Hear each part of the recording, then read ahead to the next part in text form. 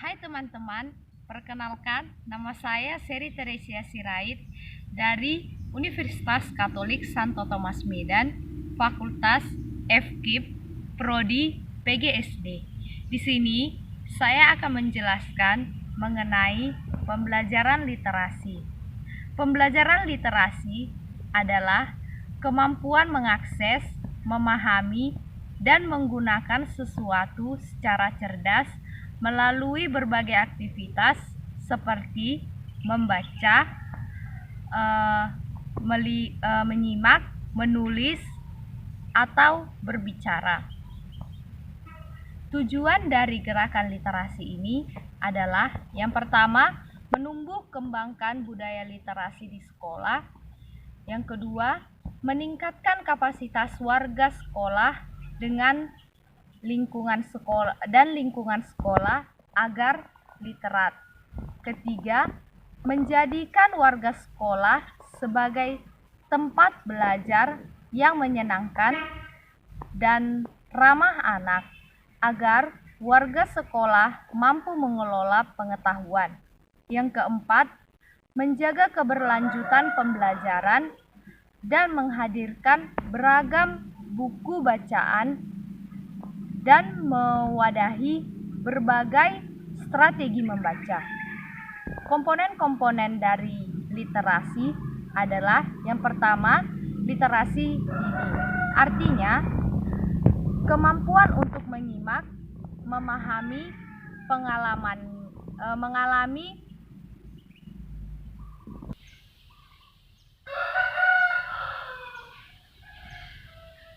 kemampuan untuk menyimak, memahami bahasa lisan, dan berkomunikasi melalui gambar dan lisan yang dibentuk oleh pengalamannya. Yang kedua ini adalah literasi dasar. Artinya, kemampuan untuk mendengarkan, berbicara, membaca, menulis, dan menghitung berkaitan dengan kemampuan analisis. Menganalisis untuk memperhitungkan, mempersepsikan informasi, mengkomunikasikan, serta menggambarkan informasi berdasarkan pemahaman dan pengambilan kesimpulan secara pribadi. Lalu, literasi ketiga adalah literasi perpustakaan. Artinya, kemampuan memberikan pemahaman dengan cara membedakan bacaan fiksi dan non-fiksi, lalu memanfaatkan koleksi, referensi, dan periodikal. Ini gunanya sebagai klasifikasi pengetahuan yang memudahkan dan menggunakan perpustakaan. Lalu literasi yang keempat adalah literasi media.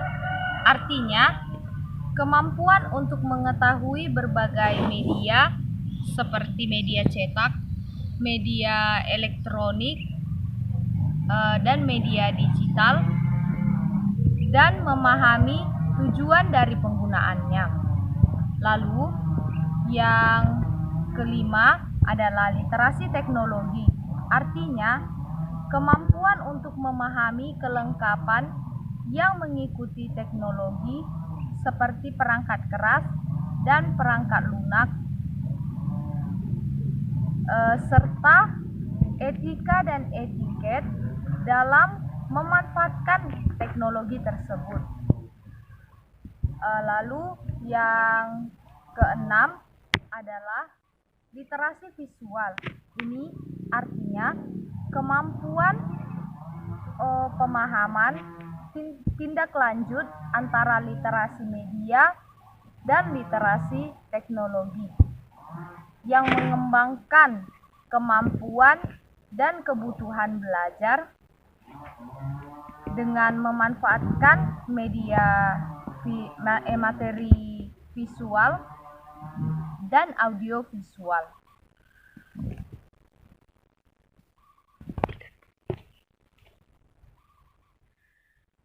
Tahap-tahap pelaksanaan literasi di sekolah adalah yang pertama, pembiasaan. Ini artinya penumbuhan minat baca melalui kegiatan 15 menit membaca sebelum pembelajaran. Tujuan dari kegiatan ini adalah yang pertama, meningkatkan rasa cinta baca di luar jam pelajaran. Lalu yang kedua, meningkatkan kemampuan memahami bacaan. Yang ketiga, meningkatkan rasa percaya diri sebagai pembaca yang baik. Yang keempat, menumbuh kembangkan penggunaan berbagai sumber bacaan. Lalu tahap yang kedua adalah pengembangan. Ini artinya meningkatkan kemampuan literasi melalui kegiatan menanggapi buku pengayaan.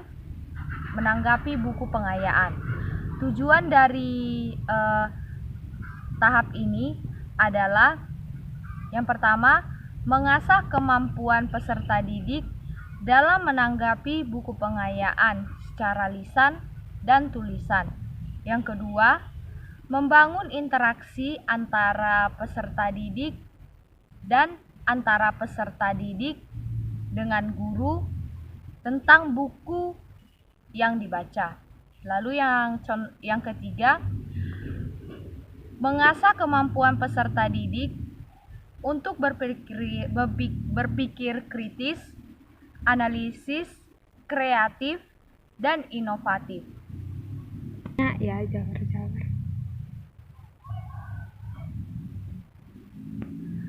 Lalu tahap yang ketiga adalah pembelajaran.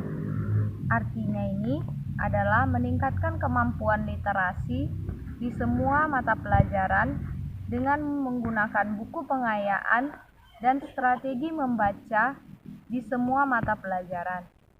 Tujuan dari kegiatan literasi ini adalah yang pertama, mengembangkan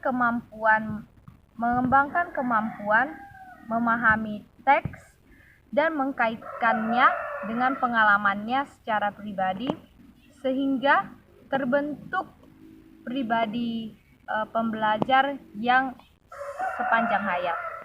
Lalu yang kedua, mengembangkan kemampuan berpikir kritis. Lalu yang ketiga, mengolah dan mengelola kemampuan berkomunikasi secara kreatif melalui kegiatan menanggapi teks buku bacaan dan buku pelajaran. Contoh-contoh dari kegiatan literasi sekolah ini adalah yang pertama, siswa membaca di pojok maca sebelum pembelajaran dimulai. Kegiatan membaca selama 15 menit di pojok maca ini bisa dilakukan untuk menumbuhkan minat siswa untuk membaca. Lalu contoh yang kedua itu adalah membuat papan literasi. Ini artinya sebuah papan untuk menempelkan hasil karya siswa. Papan literasi ini gunanya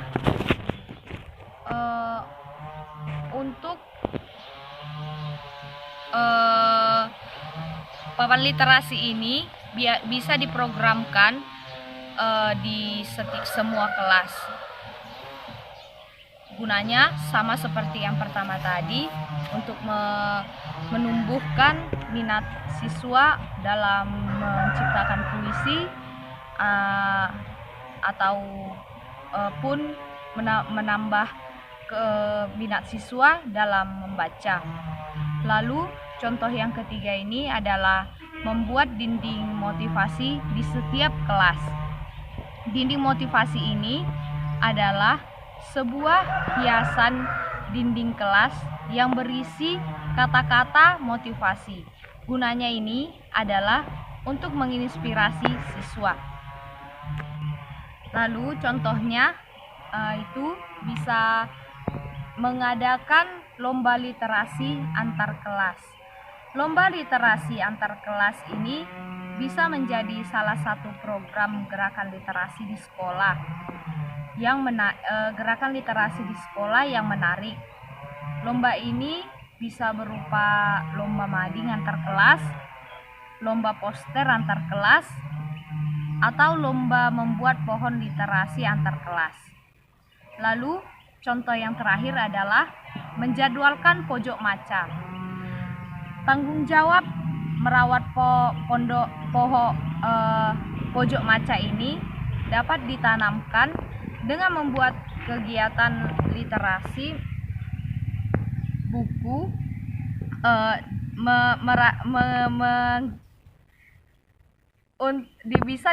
untuk melatih tanggung jawab merawat pojok maca kelas dapat ditanamkan dengan membuat kegiatan merapikan buku teks di pojok maca. Selain tidak terlalu merepotkannya guru, hal ini juga efektif untuk melatih tanggung jawab siswa. Baiklah teman-teman, begitulah penjelasan saya mengenai pembelajaran literasi.